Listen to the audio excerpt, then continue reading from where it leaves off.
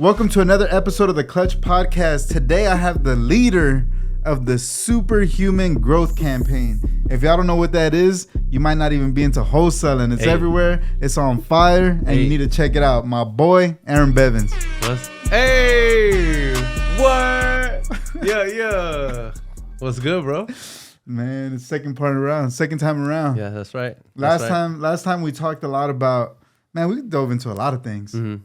But this time I want people to know who Earon Bevans is. The real Earon Bevans, how he got here, where he started. I don't think many people know your whole story. Mm-hmm. I think the first time I saw you, bro, I don't even know if I said this on the first podcast, because every time I see you, your style is different, bro. Like your hair, your something, bro. It's always different. This time you got the fresh fade, the edge up. I don't think I've ever seen you with an edge up. You got the beard going on. I remember the first time I saw you, you had like your long slick back hair. Yeah. And you were dressed up like in a button up. And you were going off on, you tagged me and like 50 other people, and you would go off on like mindset. You remember that? Yeah, I remember. That was like, that's actually how I got my brand out there. Really? That's when it was cool to do that. Yeah. Then when everybody started doing it, it got played out, and I think the algorithm they didn't favor it. But at that time, that's how I would just tag a bunch of people and go off on a live. Yeah. I was like, who's tagging me, bro? Who is this dude, bro? I was like, okay, I kind of like what he's saying, though. Yeah. So that was like, I was like 4 years ago. Maybe more, bro. Like, I remember when I started doing that was like 2017, 2018. Okay, so I was like, 2018. Yeah. So you were already into like mindset back then. Yeah. Right? Yeah. Because what were you talking about on those videos? Reputation, staying focused, persistence. Yeah. I remember I was really heavy into psycho-cybernetics at that time, Maxwell Maltz. Bar. Think and Grow Rich. Mm-hmm. You know? And so when I saw you, right, and you had this, you've always had that high energy. Yeah. High energy. You were like really believing in what you were saying. I was like, man, I kind of like this guy. And what did I reach out to you? That's right. I remember. I forgot. I don't even know how you got my information.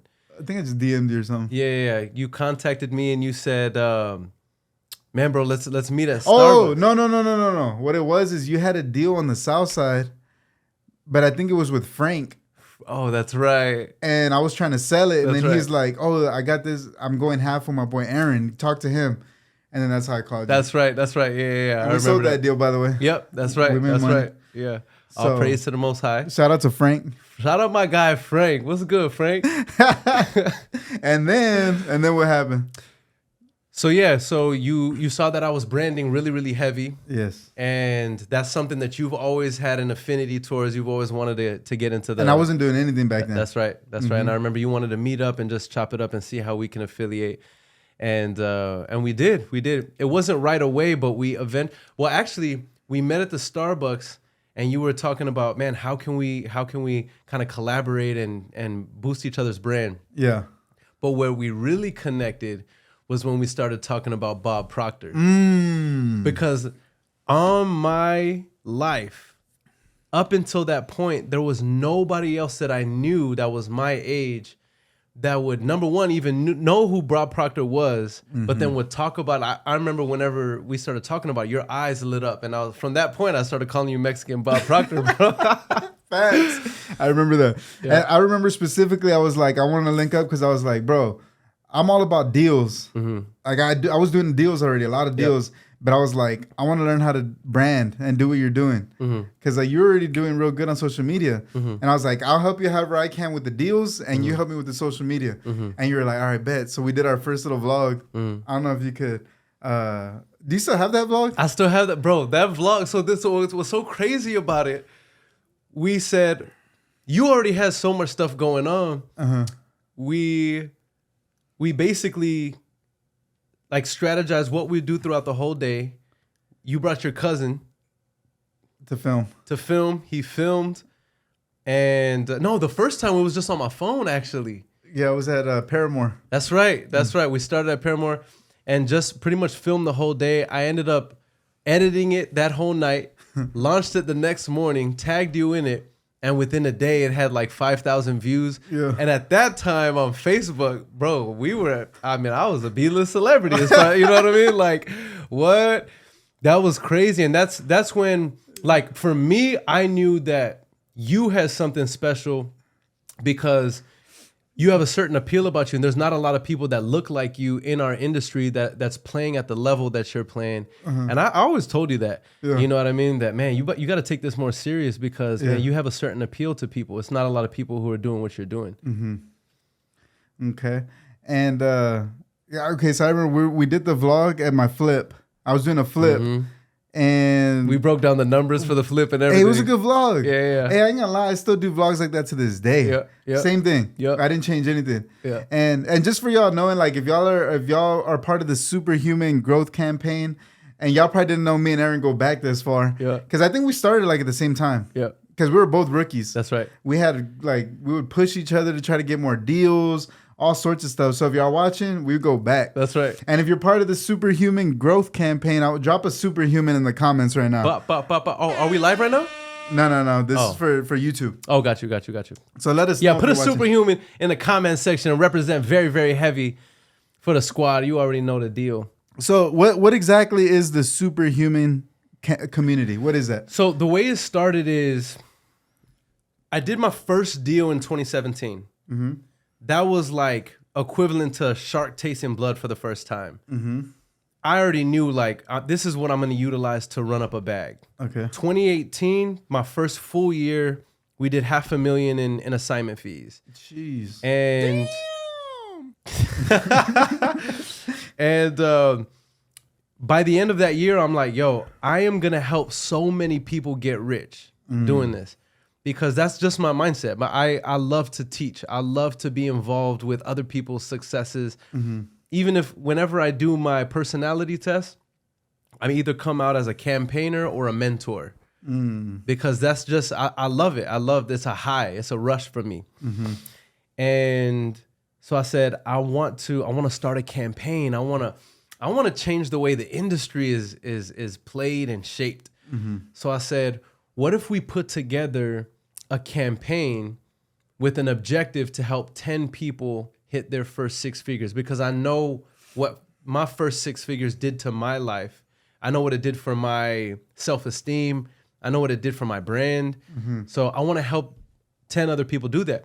Plus, I know inherently the principle from Zig Ziglar. He says, if you help enough people get what they want, you'll get everything you'll ever need.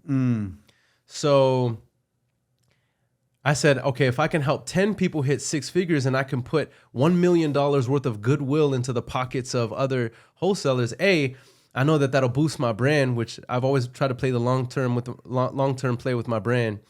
And B, I know I can make money along the way, and I can satisfy that innate hunger that I have to help other people and teach and lead other people. So that was the idea behind the Superhuman campaign. When I first launched it, I didn't even know how I would monetize it. I said, I'm gonna do, by the way, in my mind, I said, I'm gonna do all of this for free. And the reason why is because I wanted to put the goodwill out there and just document my journey and help other people while I'm doing what I'm doing. You know what I'm saying? So I did that. For the first year, we ran a campaign where it was an accountability campaign where we started building the group and dropping a bunch of nuggets in the Facebook group. And then I would meet with people every Sunday, a group of people who were in the campaign, and hold them accountable to their metrics and help them along the way. That year, we helped 20 people hit 6 figures. We helped over 30 people get their first check as an entrepreneur, and it's been growing ever since. So now the Superhuman group has over 18,000 active members in it. Dang. Yep. And I know some of them too. Yep. So like you've actually created some like players. Yep. Because I know some of them. Yep. And you know what? It reminded me of something. I would talk to Carlos Reyes and I'd be like, how'd you blow up All In? Because they like blew up crazy, that brand. And he said, you just create enough like millionaires, and then that alone sparks the flame. That's right. Because it's just proven results. And you know, he named me all these names, and I was like, "Damn, those are all hitters! Like, you can't fake that." And so that's a good point that you made there. I was like, okay, that makes sense. Listen, you know? bro, I say this like we've kept it real humble. We've kept it very, very humble throughout the years, but I only know a handful of other coaches who have produced as many 6-figure earners and 7-figure earners in such a short amount of time. You know what I mean? That really know how to do this. Like one of the things is that I've produced or helped produce so many people that are successful that the brand in of itself is beyond question. You know what I mean? And a lot of those guys are now influencers on their own, with communities of their own and helping other people produce 6 figures, 7 figures. You know what I mean? And that's the way it works. Facts. And, it's funny because you're like, I didn't charge anybody anything. Yep. Right? And I think that's the way you should do it. If you're really making money doing the business and stuff like that, you really don't need to do that. But eventually you have to monetize it. Facts. I mean, you have to. Yep.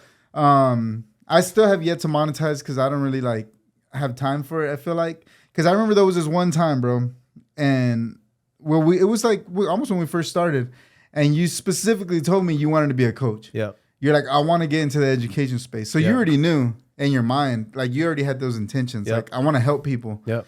And I was like, nah, I don't. That sounds kind of selfish and fucked up, but I was just like, I want to focus on the business. Yep. And so, we kind of you went that way, I went this way, but here we are again. Yep. You know what I mean? We both got businesses, but you're doing the coaching and you're doing good. Like, man, I know a lot of people look up to you in the superhuman growth thing. And so you've been doing great. And then I still haven't. I still haven't even coached one person. I've created some hitters in San Antonio, but they were just from my team. You know what I mean? So people but I didn't they didn't pay me to coach them, right? I just they were part of the team. And it happens, right?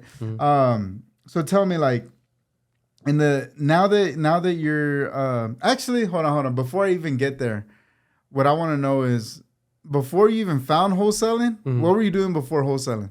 Yeah. Before I was wholesaling, I was selling electricity door to door. Really? I was door knocking. You were selling electricity for CPS? It was a company called Direct Energy. Okay. And solar? Yeah. Well, it was prior to solar really coming out heavy. Okay. And basically what we were doing was in deregulated areas where in San Antonio, if you have electricity, you're going through CPS. Right? In other places it's not like that. There's no one provider.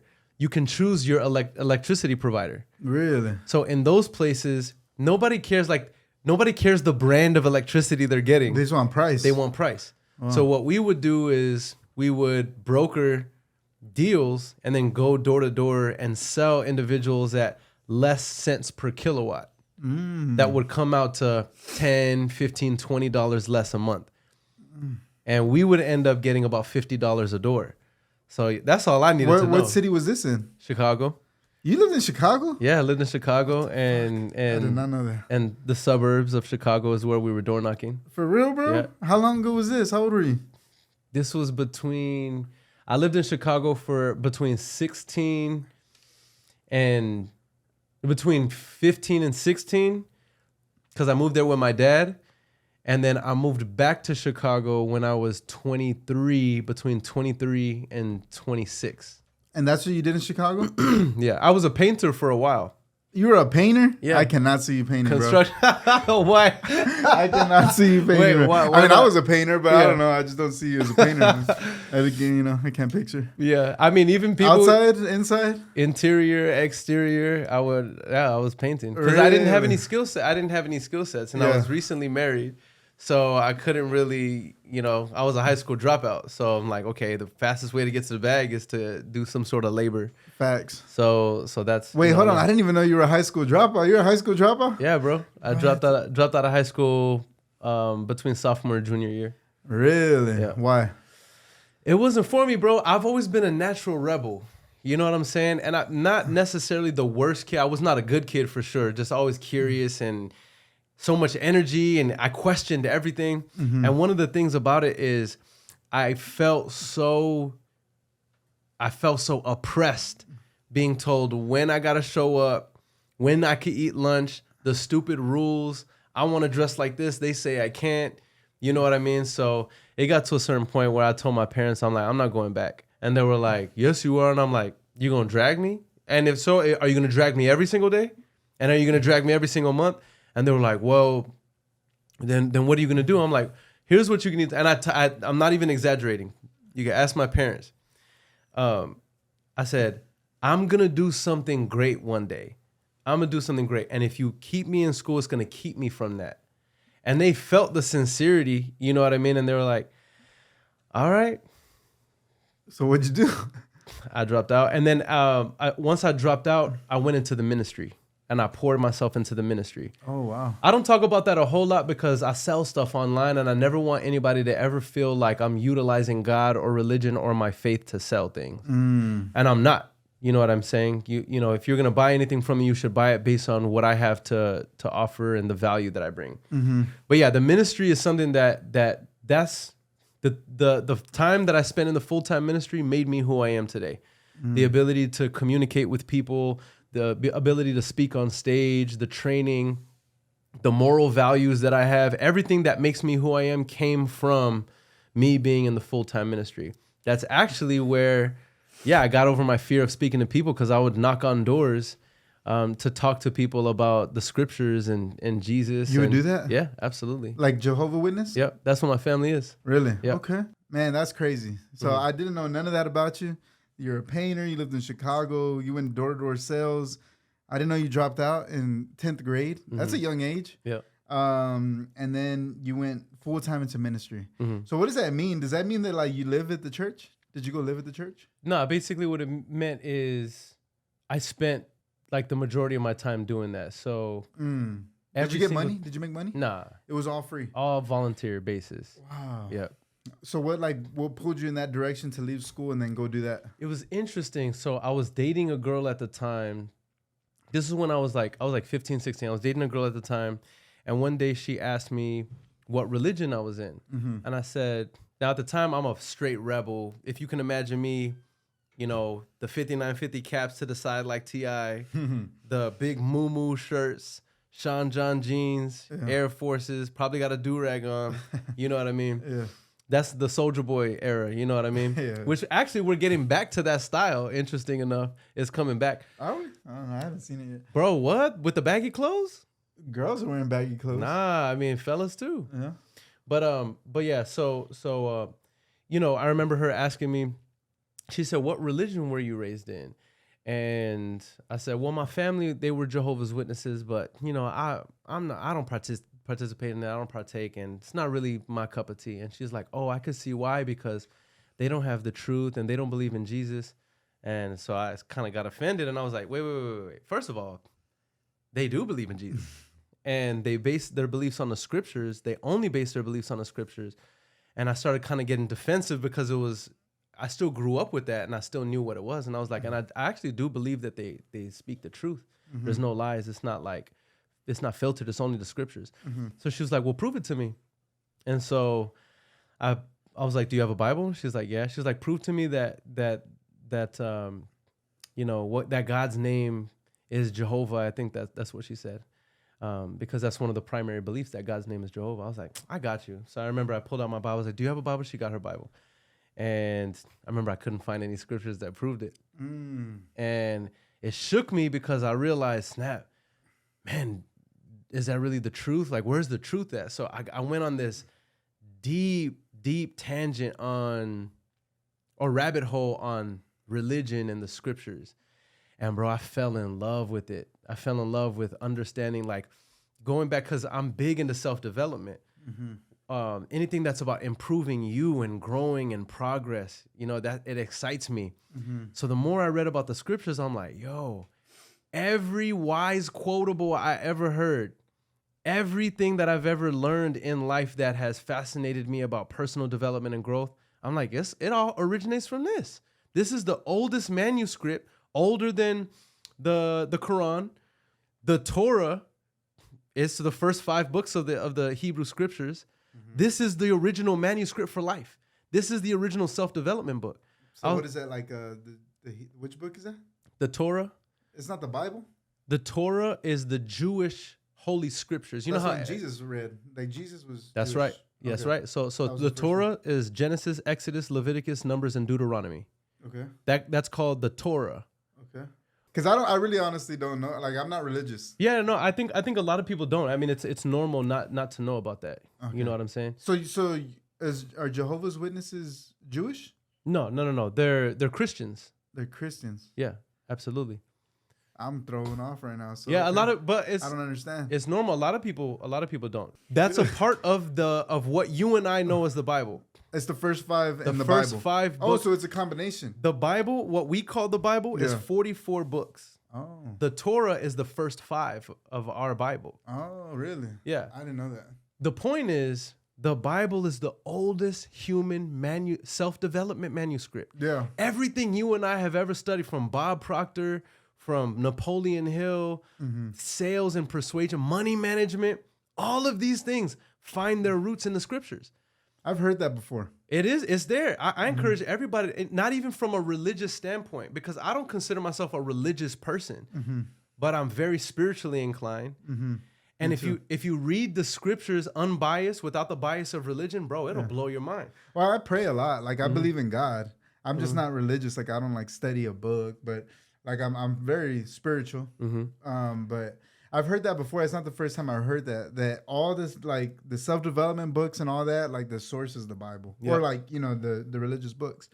Like it's all in there. Yeah. And I've tried reading the Bible, but it's just like with the words, it throws me off. Yeah. If I could read like an updated version, I think it would, like, cause like the language is like a language barrier. Yeah. I only read the New World Translation just because of that reason. I've actually, like, I'm super like interested in like the story of Jesus. That's a crazy story. Yeah. Like, bro, like they literally started time all over after this man. Yeah. Like, we live in, like, what did it start over? Like, at his death, it started all over at 0.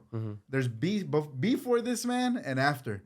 That's crazy to me. Yeah. And he's still the most popular man in the whole world. Which 2,000 years later. You know what's so funny? So watch the transition here, bro. So I built the Superhuman campaign off of the story of Jesus. Let me explain. Yeah. Whenever I created the vision of the Superhuman campaign, in my mind, I'm like, if I do something, I want to do it big. Whenever I create a mission or a vision, I want to think bigger than my comfort level. I want to think bigger than what I could see with my eyes, right? Yeah. So let's talk about the story of Jesus real quick. Jesus, you have a man who's born in poverty, the ultimate underdog story, okay? And when this man begins his campaign, his mission, he says he could go to the Pharisees and Sadducees and the people who are in political power and say, listen, can you guys put me on? If you guys put me on y'all's platform, then I could reach the masses. He didn't do that. He went to the people. He went to the poor people. He went to all the laymen's, right? And he said, if I have enough people supporting me, it doesn't matter what the powers say. It doesn't matter. So what his philosophy was is I need to start with 12. I need 12 solid ones that I know are going to ride for me. And I need to teach them and pour into them, and they will help me lead the masses. And so I said, okay, that's what the Superhuman campaign is, right? By the way, that philosophy is instead of going to the powers at bay and going to the people, it's like whenever I started the Superhuman campaign, I said, okay, I could go to Max Maxwell. I could go to Steve Trang. I could go to Jamil Damji and Pace Morby. And I could be like, hey, y'all, put me on y'all's platform so I could reach the masses. That's not what Jesus did. Jesus said, no, you got to go straight to the people and you got to provide value to them. When they support you, why? Because the air above you is not going to make you float, but the water underneath you will, right? So that's the way it is whenever it comes to building our brand, creating a movement. We don't go up here to float. We come down here. We come to the people. So I said, okay, with the Superhuman campaign, what I'm going to do is I'm going to provide value for free. And I'm just going to dedicate myself to serving the people. And then when I do that, I'm going to appeal to the masses. That's what the Facebook group was for. Appeal to the masses. Out of the masses, I will sift out the ones who are riders for the brand and who believe in the mission. Those are the disciples. Those are the disciples. You know what I'm saying? Out of the disciples will create the apostles. The apostles are the individuals who are like, I ride for you, so I will die for you. By the way, John C. Maxwell talks about this in his book, The 5 Levels of Leadership. He said the first level of leadership is leadership by title, meaning I follow you because your title is supervisor, so I have to listen to you. I'll follow you because your title is mom. I have to listen to you. He said that's the lowest form of leadership. It's a form of leadership, but it's the lowest. I'm going to skip the rest because I'm trying to make a point. The fifth level of leadership is I follow you because of who you are. That level of leadership, he calls it God tier leadership. This is Jesus Christ, Malcolm X, Martin Luther King, Abraham Lincoln. You know what I'm saying? The greatest leaders you can think of throughout history, where the followers for them were willing to lay their life on the line for. I said, man, that's what I want. So we go to the people, we provide value to them. You'll create disciples. That's the Facebook group. Out of the disciples, I'm going to create my apostles. These are the ones who are like, I follow you for you, bro. You tell me where to go. I'm down to ride. And I created that. And that was called the Superhuman Campaign. The Superhuman Campaign was individuals who believe in this vision. They believe that we can change the way the game is played. We congregate together every Sunday evening. We provide value and I'm leading you. I produce you results. And now you're going to help me perpetuate the message. You're going to help me spread the message. And that's how the Superhuman Campaign grew. Now, then what happens? When Christ died, the apostles took over and you don't even need Christ there anymore. You know what I'm saying? Now other people are still down to die and ride for the cause. And that's what I did. Whenever I separated myself from the Superhuman Campaign, bro, it's growing on its own now. It doesn't even need me. I'm resurrecting the brand now and I'm coming back. You know what I mean? Jeez. I'm coming back. That boy's just... That just blew my whole mind. But that's cool because I like that. I like what you said, all that, because I relate to that. We're doing the same thing. Like, I never try to reach up and try to we're just straight building from the bottom up, helping people, giving free value. So I love that, man. It's a good way to build a brand, obviously, because you're helping people, out of people that need it. So okay, now I know what you were doing before. Real estate wholesaling.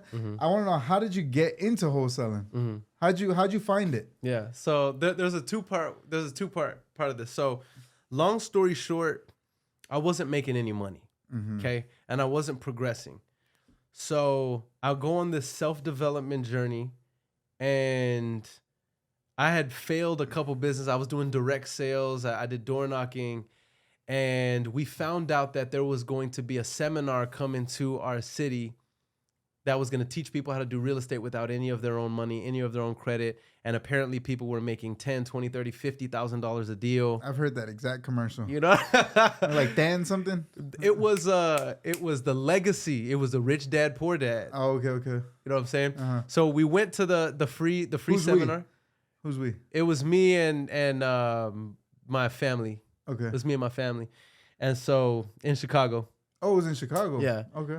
And your dad? Like your family? It was my father-in-law, my mother-in-law, and my wife at the time. Okay. Yeah.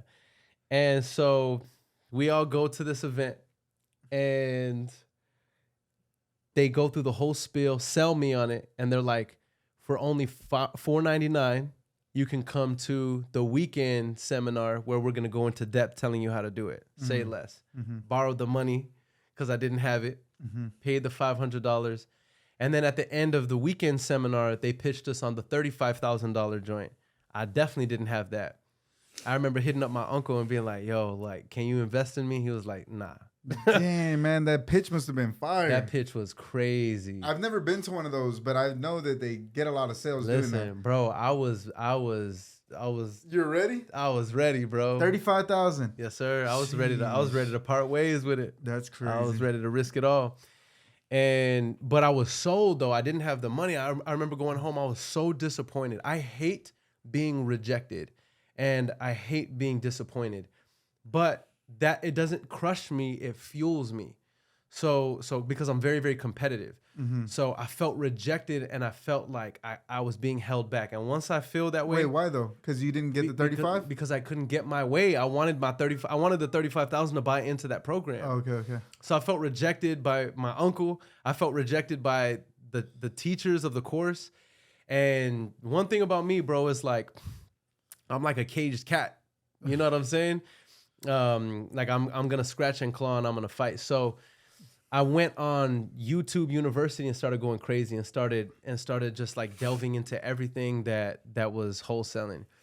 That was in the beginning to mid part of 2017. I did my first deal about 6 months later, $750 that I made on that deal, and that was the Shark Tasting Blood. Once I found out this is real, I saw my first deal through to fruition, bro. It was a wrap. So how did your first deal go? Do you remember? I do remember, bro. I hand wrote letters. Okay. And it was a deal on the west side. House was rocked, bro. I had no idea what I was doing. Got the house probably for like $13,000.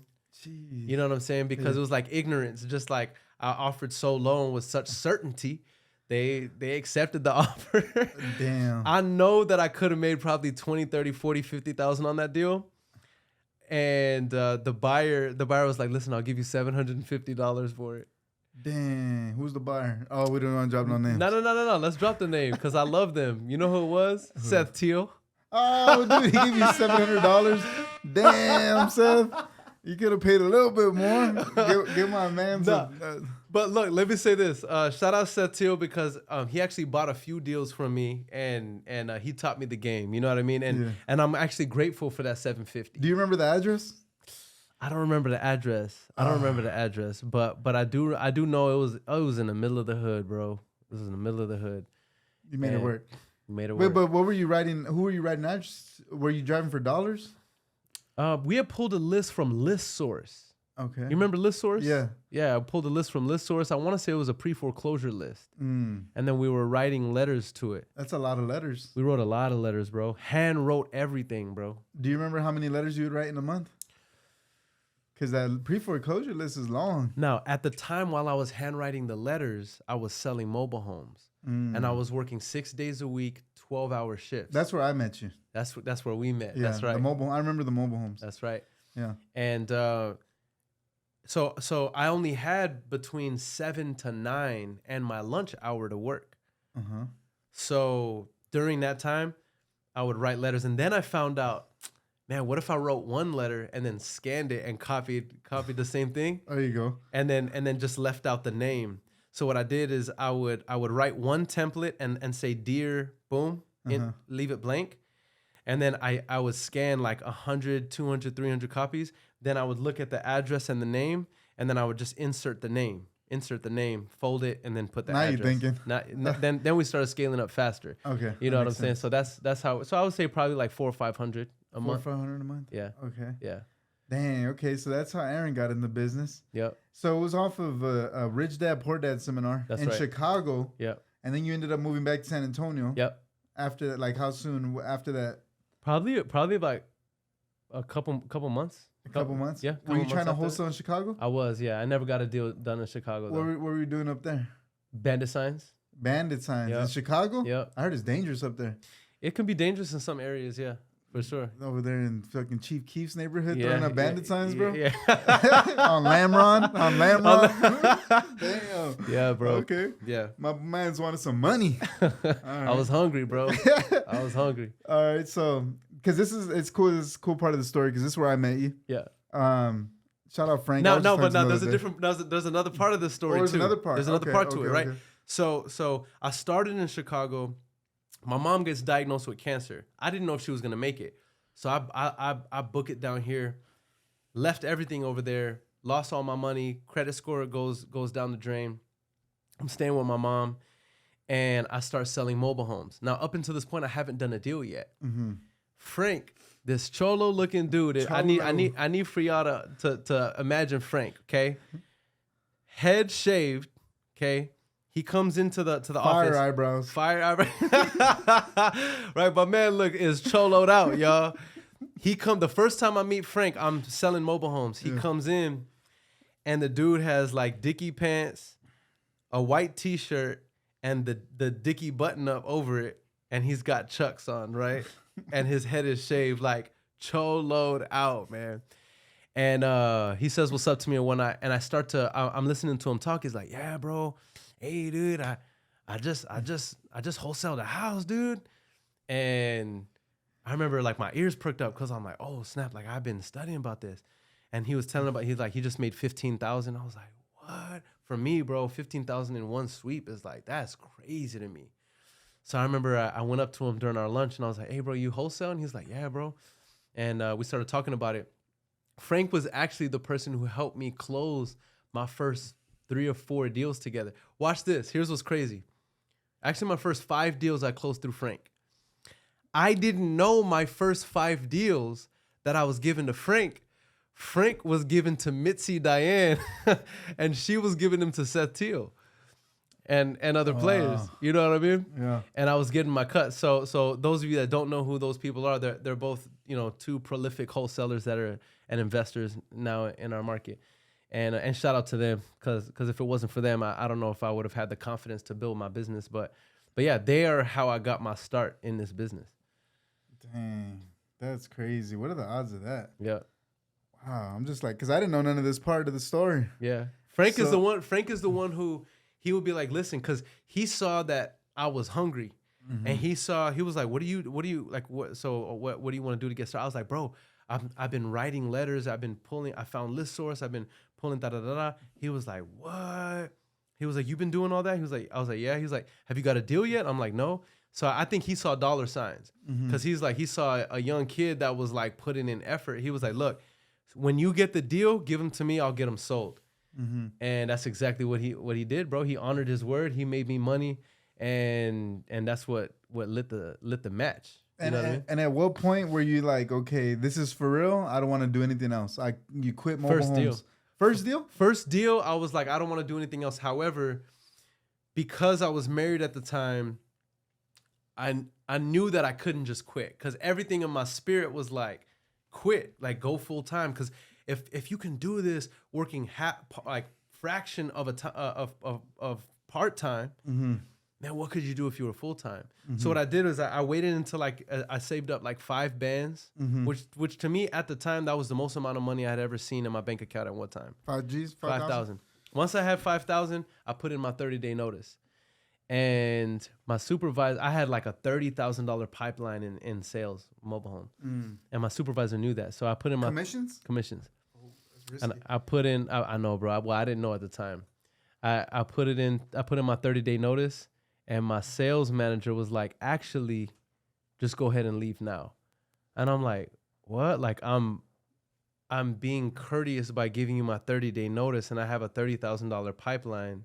Like, and I was hoping, because I was a sales manager. Mm-hmm. So I was like, I can help you like recruit the next sales manager. And he was like, actually, just give me your keys. And I knew that.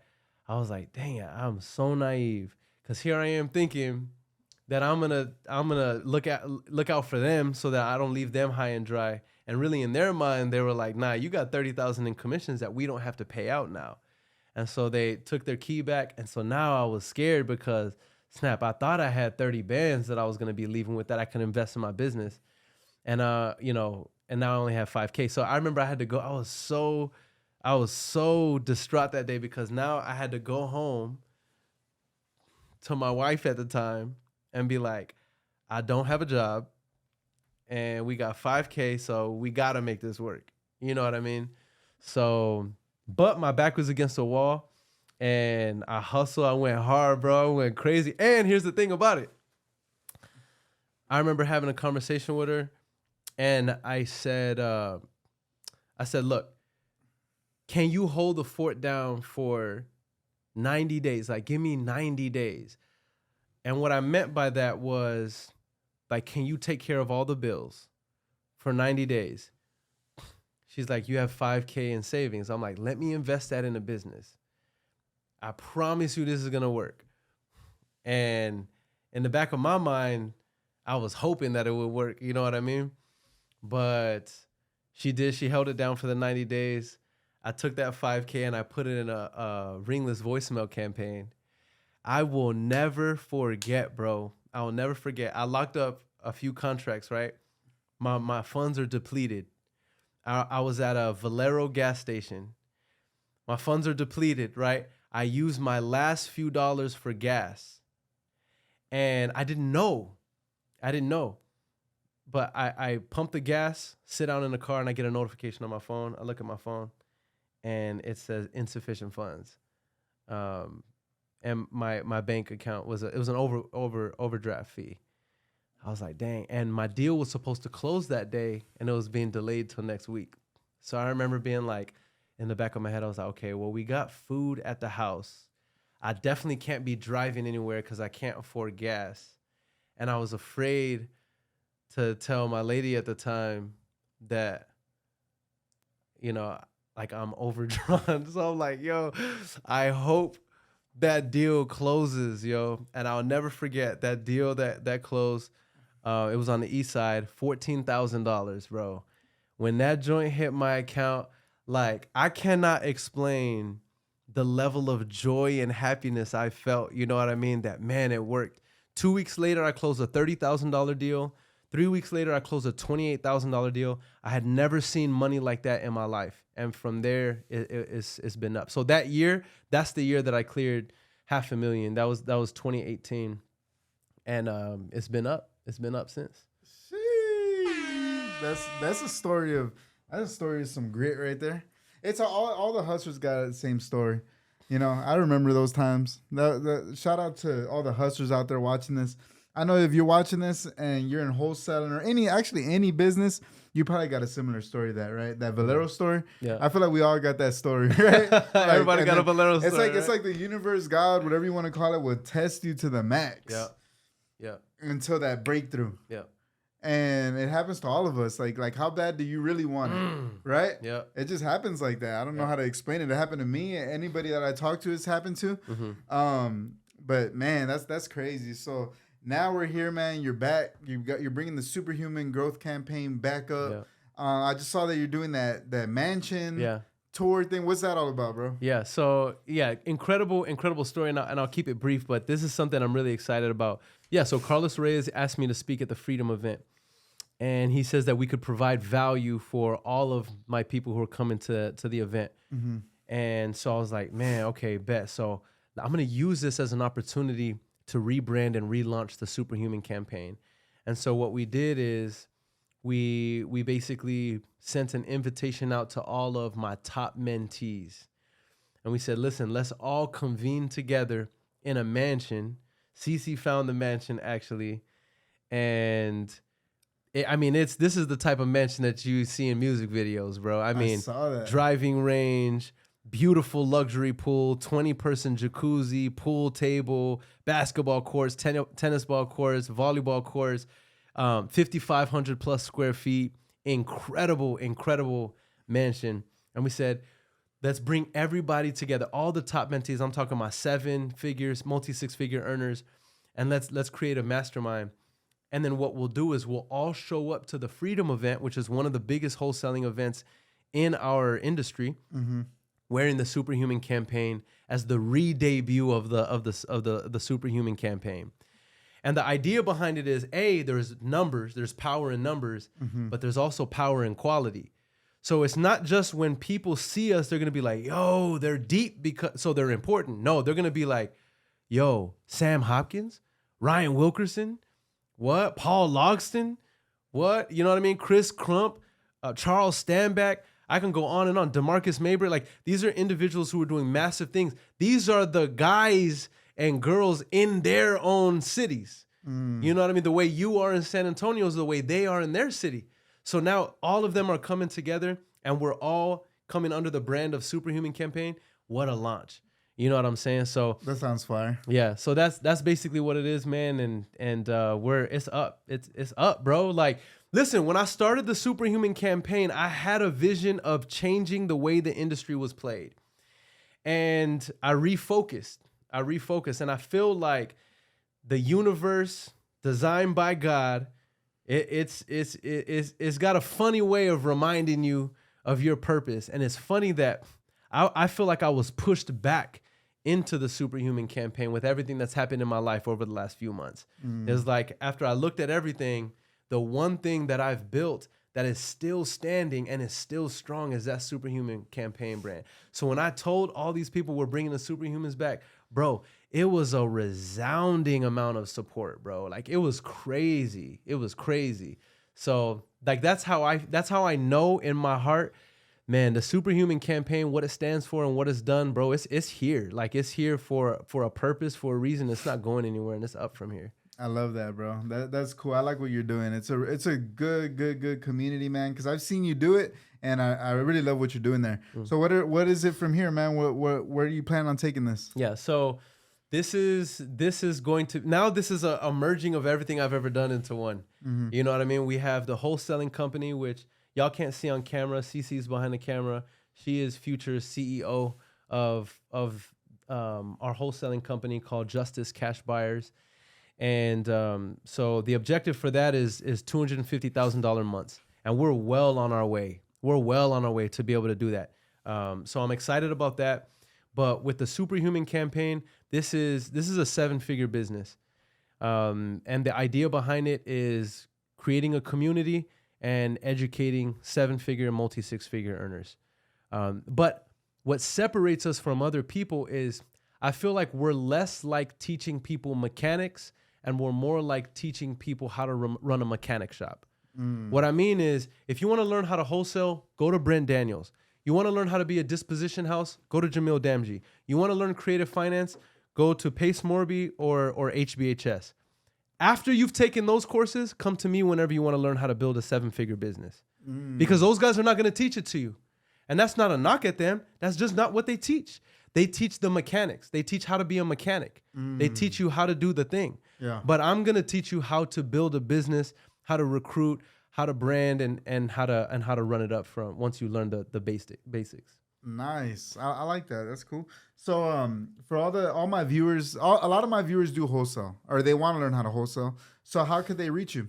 Man, listen, Superhuman Wholesalers Facebook group.